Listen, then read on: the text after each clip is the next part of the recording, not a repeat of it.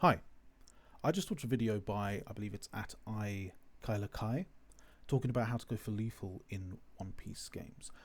Now, I had a few things that I wanted to kind of respond to this video with, but I figured it was just easier to make a video showing. I do apologise for the terrible cam quality, but essentially, Kai makes a number of arguments, namely that if you have this kind of scenario where you have an 8k, 0k, 5k, what's the optimal swing to do first? How much do you attack for first? And then what are your different scenarios? How can you approach kind of trying to close out game depending on what your opponent does or doesn't do when you don't know what they have in hand or what the nature of their counter power is? I think particularly there's a lot of focus on counter power as this sort of static number your opponent has as a resource, as opposed to this idea that cards in hand have counter. Because if you need to swing out of two 5k swings, you can do that with 2000 counter power. But if you only have one 2k in hand, you're only going to be able to swing out of one of those attacks. I think a significantly stronger condition when you're trying to close out for game is how many usable cards your opponent has in hand and what total counter power those cards add up to. So he posed a question. He said, which of these scenarios gives you the highest potential to win when your opponent just has no active Don, nothing else, they're 5k leader? And he suggested two things, actually, of which I think neither is correct. He suggested that you swing for 11 with an 8k plus 3 Don, and then you either swing for 12 on the next turn by putting 7 under your leader, or if your opponent counters that, your opponent has 1 life, by the way, I should say that is significant. Opponent's on 1 life. So either you swing for 11 and then 12, or if they counter out, what you do is you then swing for 6 twice by putting a Don here and 6 Don here. His other suggestion was that you swing for 10 first, and then you swing for 6 and 7. Now, I don't think that either of these are correct. I think there's a very kind of intuitive reason as to why they wouldn't be. When you're thinking about your opponent countering out, defending against an attack, in order to do that, they need to use cards in hand. If your opponent doesn't have any Don open, then cards can only either be a 1k or a 2k counter. And if you have the 0 cost events, then that and another card is 3k in total. When you swing for anything that is either the same power as your opponent's leader or 2000 power more, because you need to have a higher power when you're defending to not take the hit, you are always guaranteeing that your opponent needs to use an extra card. If I swing for 5 into this leader, my opponent has to use a card to counter out. If I swing for 7 by attaching 2 Don, my opponent would need to use at least a 2k counter to go up to 7 and then another card in order to counter out that attack.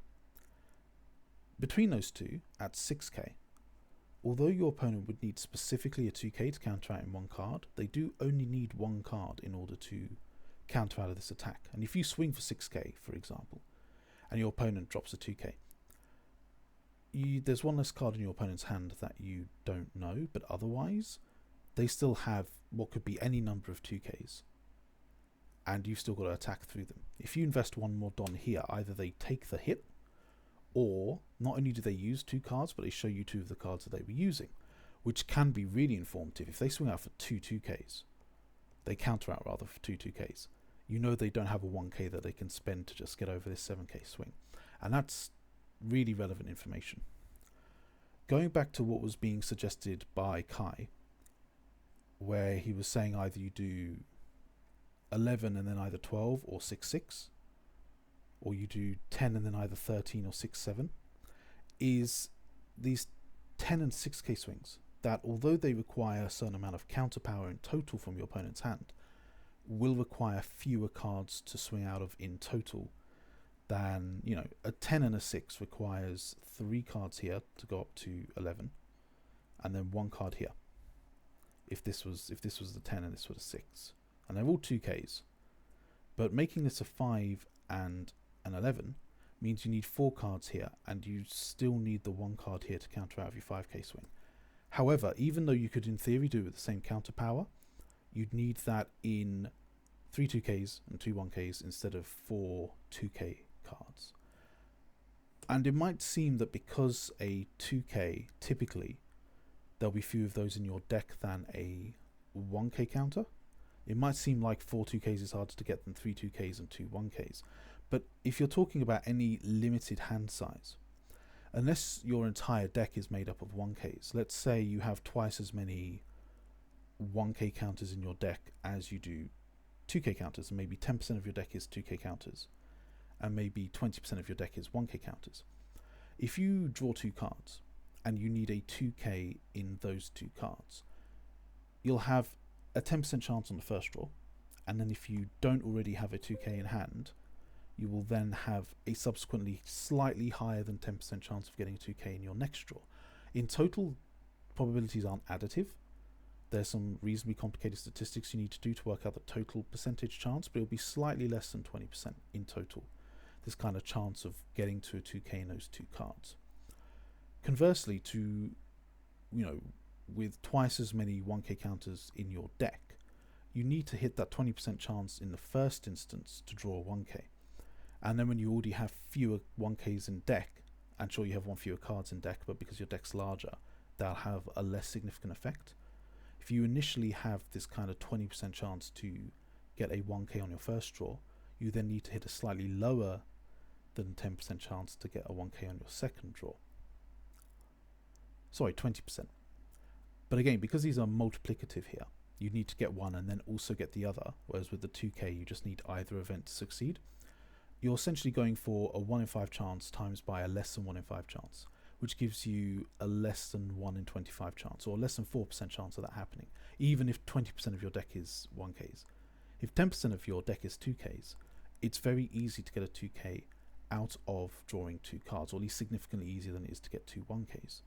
So when you say, oh, I can make my opponent need 6k counter power in order to get out of so many attacks, it's actually a stronger condition if they have 5 cards for them to have 2 2ks and 2 1ks than it is for them to have 3 2ks, assuming they're playing at least more than 8 2ks.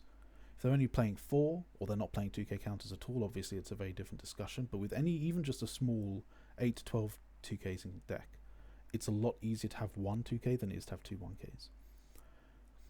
And especially when you consider kind of edge cases like the 0 cost events like these, where they pitch themselves in another card for 3k, what you're a lot more concerned about is cards in hand, especially when cards that don't have any counter can contribute to your opponent countering out of an attack. So even though swapping the Don around doesn't change the amount of power that you need, because obviously you're still swinging for the same amount over 5k, as long as you bring this up to 5k, your opponent's still going to need the same numerical counter to counter out the attack. If you divvy these up so they're, say, against a odd numbered leader, if they're even numbered attacks, you're kind of wasting Don, and you're better moving one of the Don over so you have 2 odd numbered attacks, because then your opponent needs 2k counters to match your attack and then an extra card to counter out. And this also ties into kind of a similar idea when Kai was talking about the process for actually going for game. I think the easiest way to think about, at least for One Piece going for game, is sort of the condition your opponent needs to meet to not lose. Let's say your opponent's here, they just have their 1 life, doesn't matter what it is, and you need to get 2 attacks successful in order to be able to swing for game. You essentially need to decide, what question am I asking of my opponent?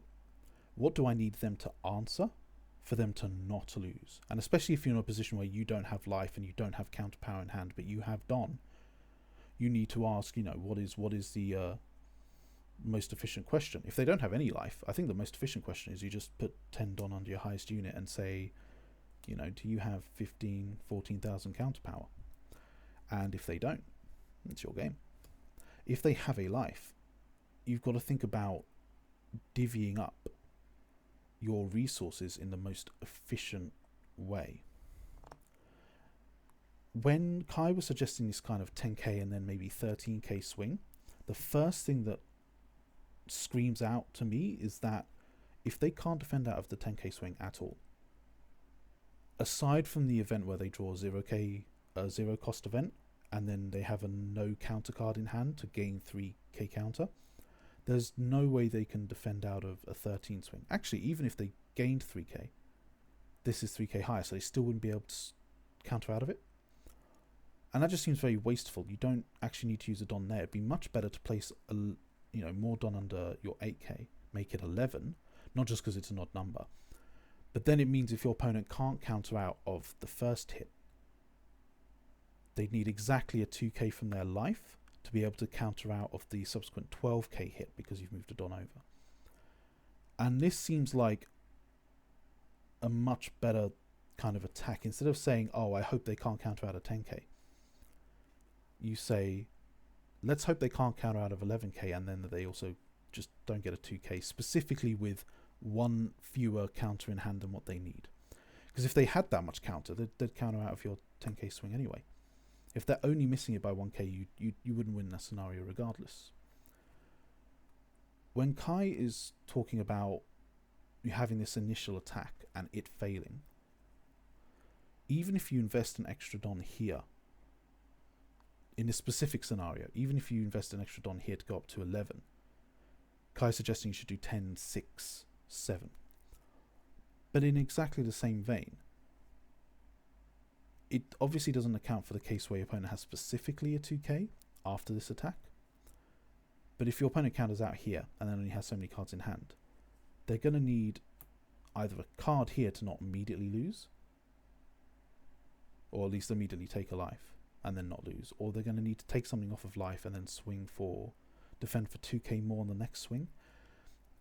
It just seems like this is so much a better scenario for the attacking player than having this kind of 6k swing after a 10k, because a 2k counter defends out of both a 5k and a 6k swing, and typically not all of your opponent's hand is going to be 2ks, but certainly the metric you have that you can objectively know, and that is public knowledge, is the number of cards in your opponent's hand.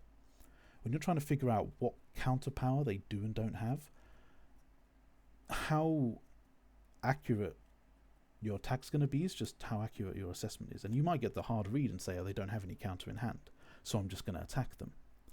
But that's an entirely different skill anyway. If you're trying to do this mathematically, you want to make sure you're kind of maximizing the condition your opponent needs to fulfill to not lose, rather than saying, oh, okay, what can I do here? What big numbers can I make? What feels the best? Try and think of what the strongest condition for your opponent is. And certainly, although it feels like having 4 2Ks in hand is a strong condition, having 3 2Ks and 2 1Ks specifically is an even stronger condition. So making sure you have an even multiple more when you're attacking than your opponent's leader does. So you either have a 5, a 7, a 9, and 11k swing. This increases the condition, even if it doesn't increase the total amount of counter power your opponent needs to not lose. I think that's predominantly what I wanted to speak about. I did want to mention card economy, but that's essentially the same discussion. Your opponent will physically need more cards in hand. To use the 10k swing scenario, 3 2ks can counter out of this attack, and then you still have 1 2k to counter out of this attack, and then this attack doesn't matter. That's still 4 cards in hand, and your opponent can survive. As soon as you move this Don over here, because you're now on an odd number like Zorro is, or whatever the defending 5k leader is, they will need 3 2ks to match your power, and then an additional card to not take the hit, which is immediately 4 cards that they need to defend. And then if they do defend this hit using 4 cards, they still need to use counter to defend out of a 5k swing. Or they'll need to take their life and use both cards to defend out the 7k swing that comes subsequently. You've gained a card here and not lost a card here. And if your opponent has a total of 8k counter power, but it's all in 2k cards, they will have to use all 4 cards to avoid this hit. and they will not be able to defend against the 7k swing subsequently. I hope that explains the point I'm trying to make. It was a very interesting video by Kai, but I think there was maybe just a slight misunderstanding of the numeracy of the situation, and maybe not enough of an emphasis on sort of card economy, how many cards your opponent will need, and also kind of win conditions. What scenario do you need to be true to win this, and what does your opponent need to be true in order to not lose? So yeah, card economy and win conditions, and I think that's pretty much all of it. Thanks for watching.